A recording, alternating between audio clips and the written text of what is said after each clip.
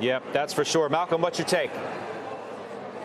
Yeah, on the Google Alphabet side, I very much expected them to come in and report another quarter of slowing sales growth, since I didn't know it was back to 2013. That was news to me, but I knew at least for the last 6 quarters they had been talking declining revenue because of their ad sales, both in the paid search and on the YouTube side. And so I expected to hear issues surrounding the strong dollar coupled with slowing revenues, and that was going to bring down the stock pretty much in line with what ultimately happened. So I'm very much not shocked that Google is having the quarter that they're having. So let's go back and check on Alphabet and Microsoft, and we can show both of them, guys, if we could do that. I got Alphabet down about $5 or so. There it is right there. Yeah, $5.68.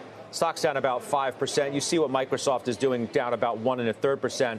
Malcolm, I go to you. I mean, NASDAQ down 30% thereabouts on the year. What are these reports going to mean when we have a huge week ahead with Meta tomorrow, Amazon and Apple on Thursday?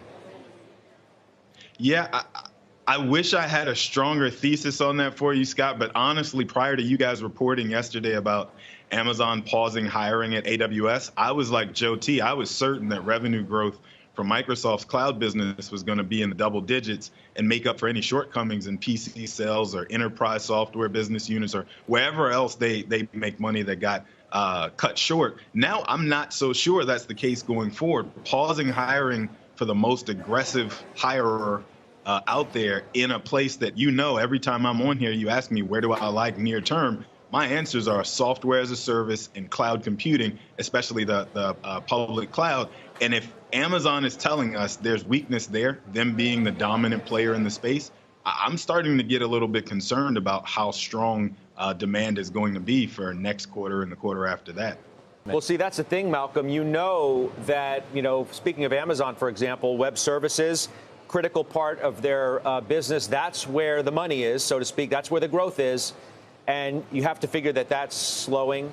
Apple, considerable questions about production numbers, iPhone sales in the current environment, just what the consumer is doing. There was a Corning warning today, which sort of sent shudders through the smartphone business. How do I assess all of that as I think about what's still to come?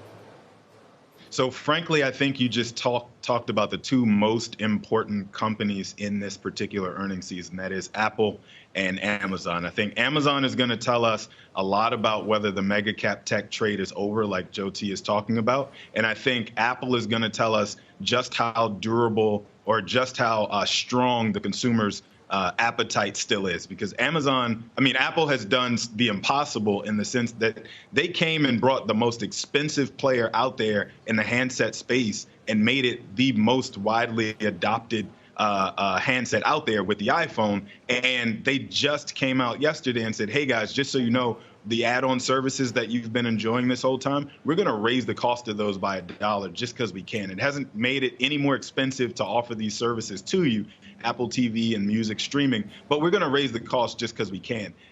The way that consumers react to that is going to tell us a ton about whether the mega cap tech trade has gotten beyond us and we hung on way too long. And I think that says everything we need to know about the market itself. So frankly, I will be very surprised if this rally continues through the remainder of this week. Tomorrow is probably going to be the biggest day for earnings so far, just because we're going to get a chance to see how the market trades the Microsoft and Alphabet news. But definitely by the end of the week, I expect the market's not going to be so happy about what we've gotten so far through Q3 earnings. Maybe they're voicing their displeasure. To your point right now, you take a look at Amazon, Apple, and Meta, all are down, perhaps in sympathy of what we're witnessing here with Microsoft and Alphabet. The question, Brenda,